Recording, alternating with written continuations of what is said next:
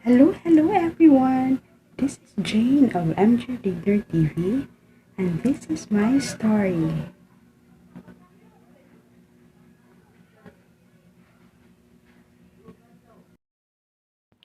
Magluluto tayo ngayon ng omelette sandwich. So first ay lutuin muna natin yung ham natin na ilagay natin before tayo mag-start. Um, I-fry muna natin siya. So yan. So after this, prepare na po natin yung bread natin at saka yung egg natin. So, yan na po. Antayin lang natin na maluto yung ham natin. Yan na. Flip the other side. Pag luto na to, so okay na. Luto na siya. So next na gagawin natin is i-prepare natin yung bread natin. Pwede natin tanggalan ng edge yung sliced bread natin or hiwain lang natin directly. So ito is natanggalan ko siya ng yung nasa edge niya na medyo brown. So yan. Pero merong ibang option na isa-slice lang natin directly yung bread natin. So yan, parang malaki kasi masyado kung whole bread yung kung slice lang natin siya, isa-slice lang natin lahat yung naigwan na bread natin para sa ating sandwich. Okay, so ang kailanganan natin dito is the cheese, we have the butter, at saka yung ham natin. Yung ham din natin is slice din natin yun kasi medyo malalaki yun for those slices na bread natin. So ito naman yung cheese natin. Hindi po ako nakabili ng yung cheese na maninipis na, so ito na lang, quick melt cheese po ito. Slice ko na lang at ito na lang ilalagay ko. So ito na po yung prepare natin na cheese at saka yung bread natin with the ham. So yan naman po ang ham natin. So yan. So ready na po ito for frying. So let's prepare muna our egg. Ito po yung egg natin. We have to beat 2 eggs. Yan. 2 eggs po. Kung kulangin naman yung eggs nyo, you can add naman. So depende po yun sa rami ng bread nyo na ipiprepare nyo po. So merong option to, pwede nyo ito toast yung bread, pwede rin hindi. Depende na po sa inyo yun kung ano yung mas madali para sa inyo. So itong egg natin is lagyan natin ng konting milk, evaporated milk po yan, lagyan natin. Yan, i-mix lang po natin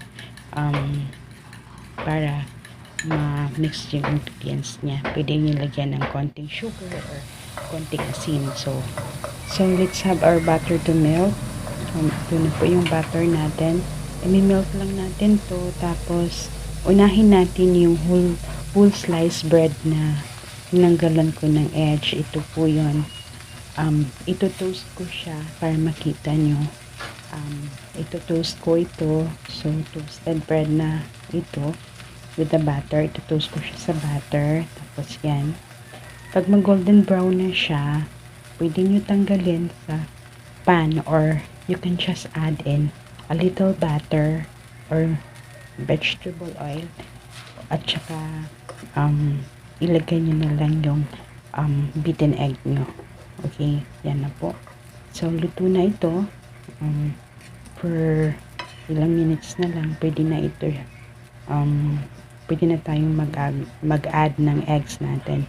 So yan, tansya-tansyahin nyo lang. Actually, pwede naman hindi masyadong toast kasi yan. Pero mas masarap yung merong crispiness yung bread natin. So yan. So yan na po siya, golden brown na po. yung other side niya, pwede na natin ilagay siguro yung egg natin. Yan. Add natin our egg.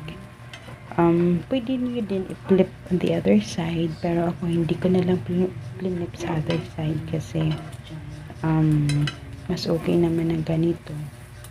So yan,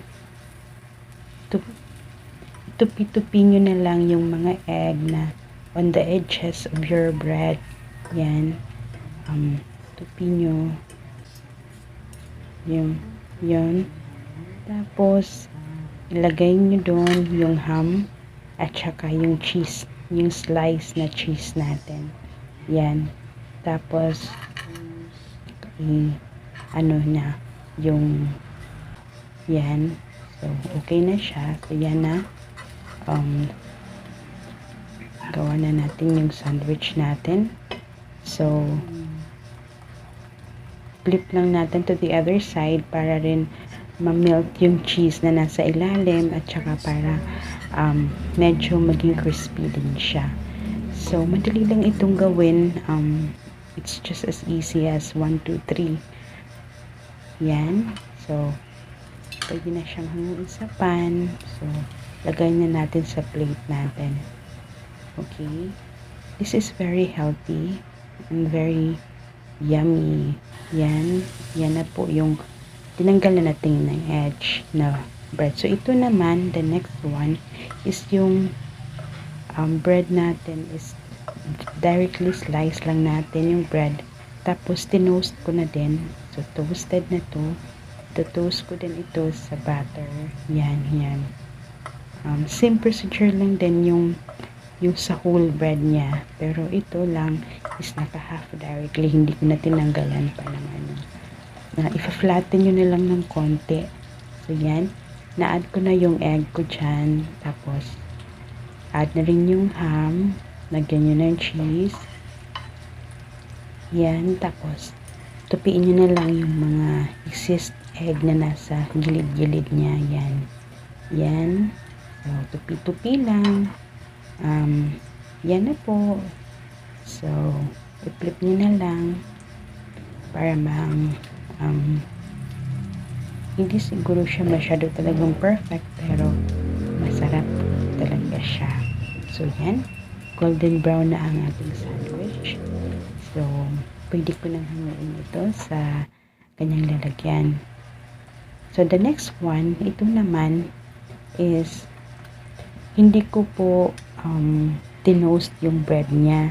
Actually, nilagay ko muna yung egg, tapos nilagay ko yung bread sa ibabaw ng egg, tapos nilagay ko na lang yung ham at saka cheese. Hindi ko na tinoast ng butter yung bread. Okay din lang naman ito, pero depende na po sa inyo yun kung ano yung magugustuhan nyo. Pinakita ko lang po yung ibang option nyo kung ano ang maging choice nyo sa pagluluto nyo. Okay? So, yan na po siya. Hindi ito tinutoast. Hindi na natin. So, yan. Pero yummy pa rin siya. Actually, ito na. Luto na ang ating omelette sandwich. Pwedeng i-toast yung bread. Pwede hindi. So, ito na. Yum, yum, yum. It's good for breakfast or for snacks.